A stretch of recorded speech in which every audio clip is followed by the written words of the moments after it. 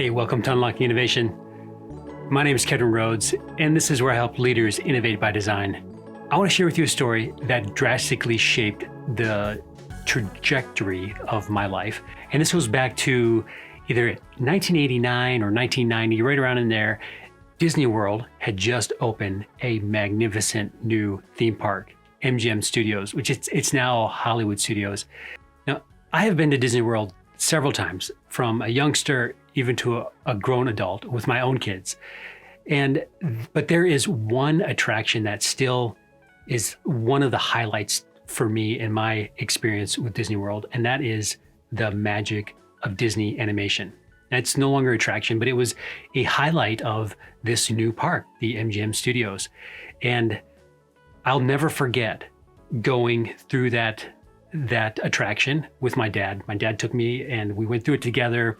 We saw the Robin Williams get transformed into a character for Peter Pan, and we got to see animators at work doing what they do day in and day out. And it was an absolute thrill to me and extremely memorable, because my entire childhood, my ambitions were to become a Disney animator. That would be the absolute best job in the world.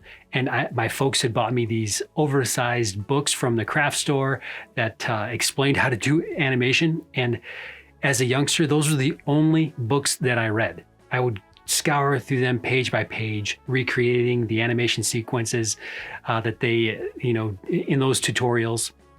And of course, this was probably the mid to late 80s. And there was no internet. You weren't Googling or watching YouTube videos on how to do this stuff. But as a young kid, this is what I absolutely wanted to do. So going to see this brand new attraction at this brand new theme park was an absolute blast. It's something I was just so interested in and desperately wanted to experience. So we went, and it was a beautiful late summer day. And as you can imagine, in Disney World, in Orlando, in Florida, it's hot out, it's sunny out, but there's nothing that's going to squash that experience of being at this park, being at this attraction. It was quite literally a dream come true. So we go through the attraction, and we get done, and my dad asked one of the cast members, the employees, that's what they call employees at Disney World, asked one of the cast members, hey, what would it take for my son? I'm probably 12, 13 years old at the time, to become a Disney animator. Well, the cast member didn't know for sure what that would entail. So they went into the studio where the animators were and asked some questions, and a young man came out, and I don't know who this young man is. I'd like to think that it was one of the Bancroft brothers. So two of my animator heroes. They were brand new to their career at that time, working actually at Disney World at that studio at the time. I like to think that it was one of them, but who knows if it was or not. Anyways, this young man came out and explained to my dad basically what it would take to become an animator. And he brought with him a binder full of all of that information. And he gave it to me as a 12, 13-year-old. And I remember holding that thing. If memory serves me right, it was this rich navy blue, and it might have even had like an embossed Disney World logo or something on it, or a Disney logo.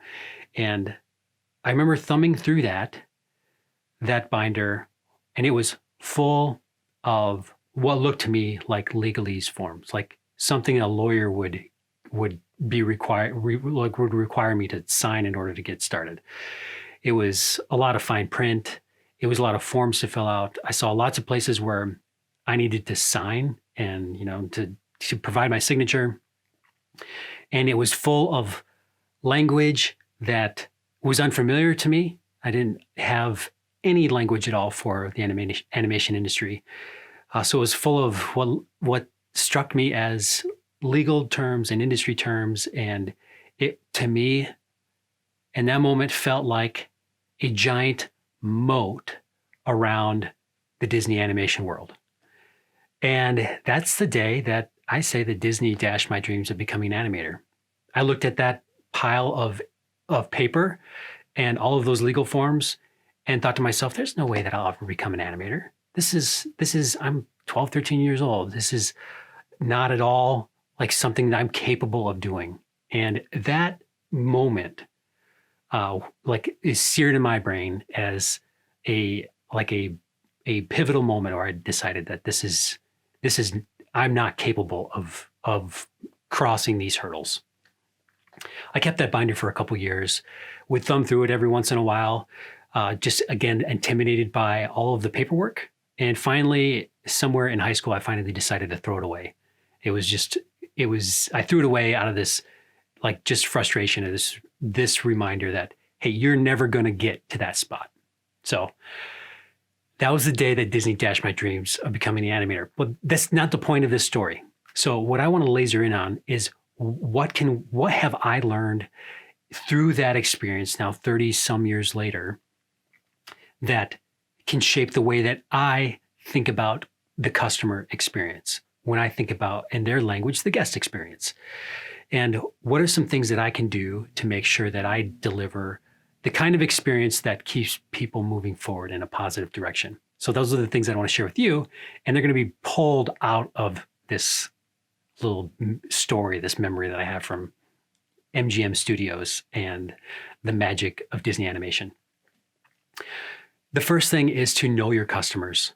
This seems pretty obvious, and we've got lots of systems in place for knowing customers. We've got lots of data coming in telling us who our customers are and what type of customers we can expect in different areas either within our offering. Well, what strikes me in this moment of knowing your customer is there is the kind of information that data can tell you and the kind of information that can help inform what the ideal customer is and even who the ideal customer is not. All of that data is meaningless when you are face-to-face with a real human being. You can use it as a starting point to inform your interactions, but you have to take an immediate assessment of who you're dealing or who you're trying to serve in order to adequately serve them. Now, I'm sure there's nothing at that time. I mean, this is a brand new interaction. I'm sure there's nothing at that time as far as a cast member playbook on what to do if a young teenager wants to know how to become an animator. So there was probably loads of HR information, obviously, because there was a book, basically a binder full of information for someone who was a viable candidate or was actively on that career path of becoming an animator. But there probably wasn't much of a playbook for what to do with someone who is so early in their journey that there's nothing at all that HR can provide for them at that moment. So there's nothing in that world where data could inform how this young cast member dealt with a guest in that particular situation. So know your customer. And data can't tell you everything about every type of customer. You have to be in the moment with a real human being and make some in the moment judgments. And that leads me to the second insight is that there are times where you need to go off script. Sometimes there is no script and you're just forced to go off script. And this was definitely one of those moments where you're looking at a 12, 13-year-old kid. There's nothing at all in this pile of HR paperwork that is applicable to this kid. It's time to go off script. That's when, as leaders, you need to empower your team to go off script, to have some personal agency to solve a very specific problem that isn't defined in the playbook. But going off script, of course, that can be really scary. So use the information that you get through persona development, use the information that you get through your CX tooling to inform a baseline of where you might step forward. But what do you do in those moments where you're just forced to go off script and that data is not all that helpful? The first thing you can do, of course, is to step into empathy. Ask some questions. Try to get to know this individual to some degree that you can begin to help solve some aspect of the problem that they're facing.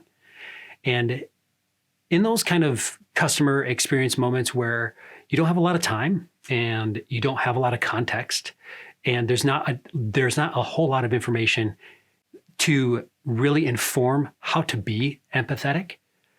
And of course, so ask a few questions, but in those moments, you can step into their shoes and try to experience their world through your lens. And that's very different than stepping into their shoes and trying to understand their world from their lens. There are moments, however, where you don't have all of the time and space and context to get a good understanding of who that customer is and how to solve their needs specifically. So one shortcut to getting a more palatable or reasonable solution is to think about, what would I want if I were that person? It is, again, not the same as imagining what they would want if they were that person, but you can easily imagine in those time-sensitive crunch situations the kinds of experience that you would want in that situation. So step into those. So this brings me to the third insight that is pulled out of this exchange in this hot summer day within MGM Studios outside of this attraction. And that is, inspire and be optimistic about the solution. So for example, this young man that came out of the studio to help me figure out what it would be like, or what I need in order to be a Disney animator, he may not have all of the answers for me, especially for a 12 or 13-year-old. He probably is not well equipped, but you can leave hope for the individual. And quite often that notion of leaving hope or instilling hope that there is a resolution down the road, that there is a desirable outcome if you point your compass in a certain direction, that can drastically change the customer experience in that moment. Even though you've not necessarily solved anything specifically for them, you've pointed them in a direction that leads them to the sense of hope. Practically speaking, the way that I look for opportunities to inject hope into those kind of situations where I don't have the answers, I can't necessarily solve this, and that is to help the person that I'm serving avoid a dead end. So the dead end of in a situation where, hey, I can't help you anymore. My hands are tied. I don't know what else to do. Kind of this like, throw your hands up. There's nothing else I can do here. Those situations they undermine hope. In this particular situation, one way to instill hope by helping avoid a dead end would be to admit, I can't help you in this particular situation, but if you draw every day, and if you just continue to throw yourself into the love of drawing and the love of animating, that will lead you to, getting into a school that can help you sharpen your animation skills. And once you're down that path, there will be an army of people helping you find a career. There's nothing in that situation where Disney could have helped, but by helping me see a path forward and not a dead end, that would have drastically shaped that exchange and that likely the trajectory of my entire career. But that's not the point. The point is, know your customer and know what the data tells you, but know that is not the whole human experience, and that you often have to, number two, go off script. When you go off script, step into their shoes as best as you can, but also lean into your own experience and what you would want in those time-sensitive, critical situations where you don't have time and you don't have the context to fully understand what this individual might need. And the third, avoid the dead end.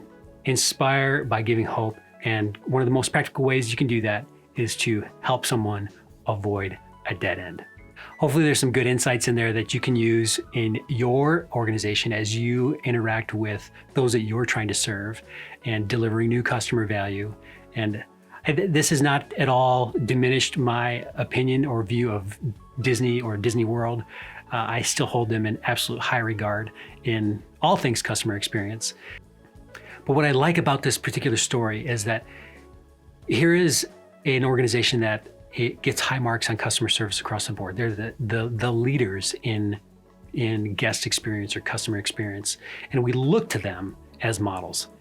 But not everybody has it figured out all the time. And when there's these windows of where we don't have it figured out, there are such rich learning opportunities. So I thought I'd just share what I have learned through reflecting on this exchange from 30 plus years ago, and in hopes that there's some insights in there that you can take and apply to your organization. Hey, before you go, don't forget to hit subscribe so you get notified of when new episodes come out. And I look forward to sharing these kinds of stories and insights so that you can unlock innovation in your organization.